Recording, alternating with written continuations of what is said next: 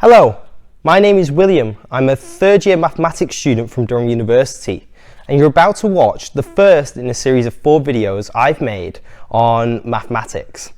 These videos go through topics that I like that are taught at university. These are all university level topics.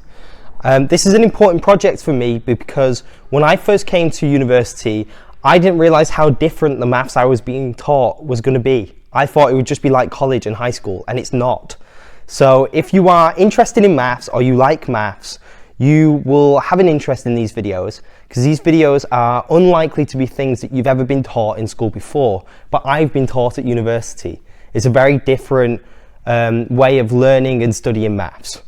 So with that being said, I hope you enjoyed this first video on Sperner's lemma, one of my favourite lemmas in existence.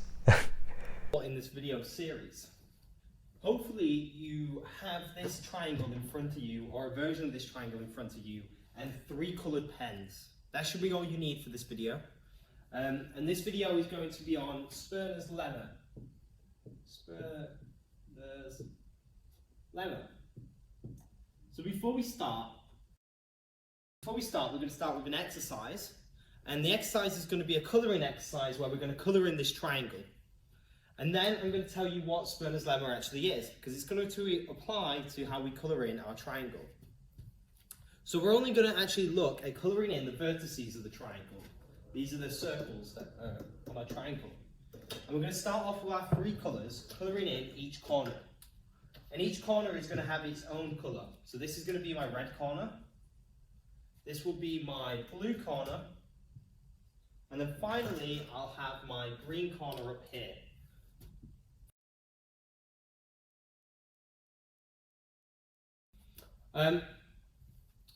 After we coloured in the corners, so I've got my blue corner, my red corner, my green corner, we're going to colour in the sides. So the side vertices have a rule. They have to be either of the colours on the corners of the side. So this one either has to be blue or red. This one has to be blue or red or blue. This one has to be blue or green. And this one has to be red or green. So I'm going to fill mine in now. I'll make this one blue. I'll make this one blue. I'll make this one red, sorry. And I'll make the next one red. I want you to do that for every single vertex on the sides.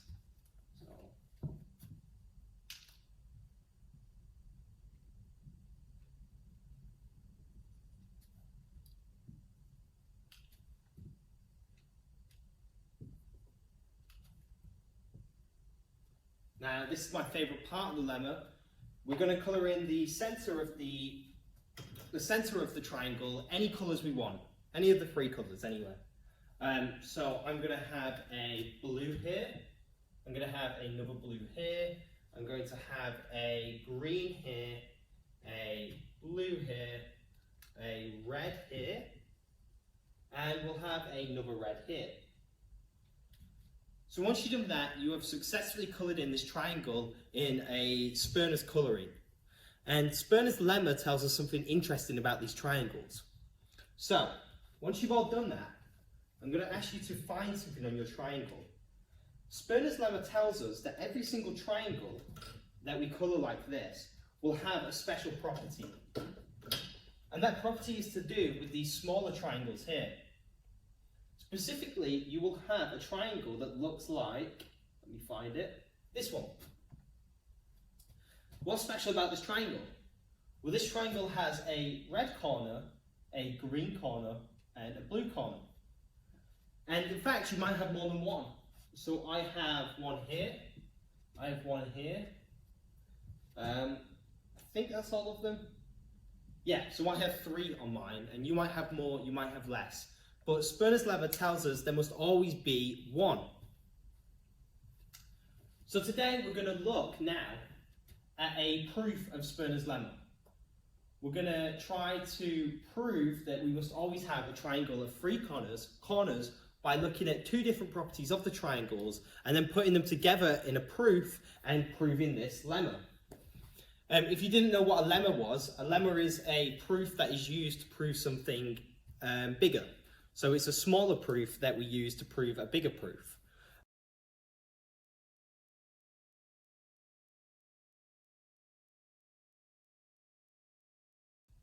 Okay, welcome back. Now, in order to prove the lemma, we're going to need to look at two different things associated with our triangles that we've coloured. And as I go along and explain them, I want you to look at your own triangle and think about how what I'm saying applies to that. So the first thing I want to look at is how we colour the edges of each triangle. And specifically, I want us to look at how many times we swap colours. So here, I go from a green to a blue, and then I go from a blue to a green. And then I go from a green to a blue, and a blue to a green, and a green to a blue. So I effectively have 5 changes of colours along this side. That's different to, say, this side, where I go from a red to a red, but then I go from a red to a green, but then I go from a green to a green, and then I go from a green to a red, and a red to a green. So here I effectively have 3 swaps on my triangle. And again here, I go from a red to a red, so it's not a swap, red to a red, not a swap, a red to a blue, that's a swap, a blue to a blue, and a blue to a blue. So I only have 1 swap. So I have 1 swap here, 3 swaps here, and 5 swaps here. Now, there's a property of the number of swaps on each side that might be obvious to some already. It must always be an odd number. Have a look at your triangle and calculate the amount of swaps on each side. There will always be odd numbers. And the proof isn't that complicated. Let's just look at one side, so red to green. If it works for the red to the green side, it will work for every side because the actual colours don't matter, it's just 2 colours. So let's say we have red and we need to end at green. So we start off with a red edge and we need to end with a green edge. So in order to end with a green edge, we're going to need at least 1 swap. We need at least 1 swap.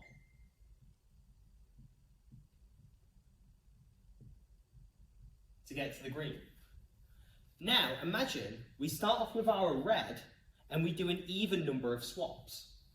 So we go from red, we go along and then we eventually do 1 swap and we get to green, and then again we do another swap and we end up at red.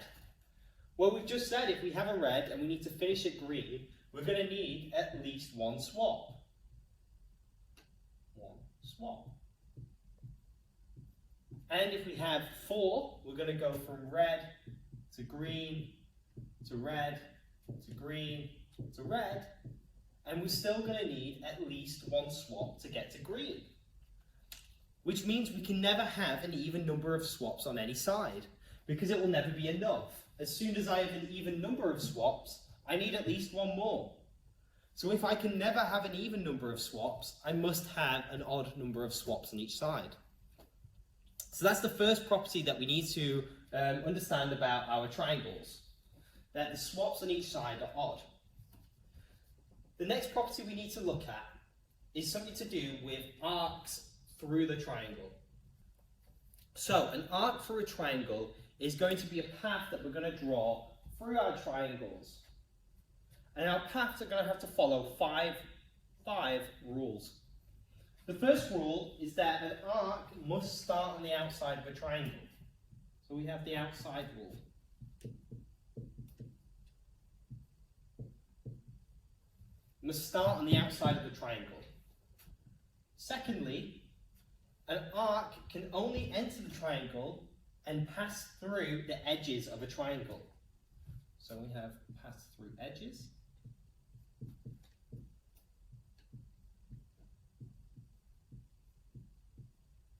The third rule of an arc is that the first edge an arc travels through must be an edge where a swap occurs. So obviously if it's going into the triangle, it must occur along one of these, it must pass through one of these sides, but it must specifically be a side where we get a swap. So here we have a green-blue swap. So we'll say first pass for a swap.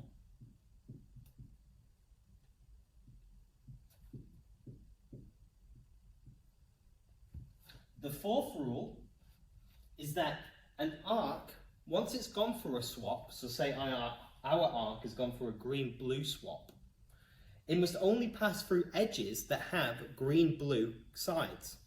So, for example, here, we've gone through this green-blue, but now our arc is locked into going through green-blue edges.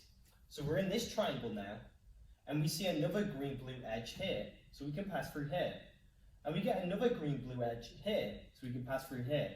And we get another green-blue edge here, so we can pass out of here. The fifth rule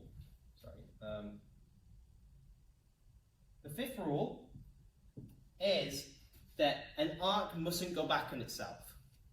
So this would be a completely valid arc in our triangle. We've started here, we've gone through this arc, which is a swap. So we started on the outside, we passed through just edges. The first pass that we went through was a swap. We've only gone through green-blue swaps, and we haven't gone back on ourselves. So this is a valid arc through the triangle. In fact, we've gone as far as we can with this arc. We can't go anywhere further with this arc.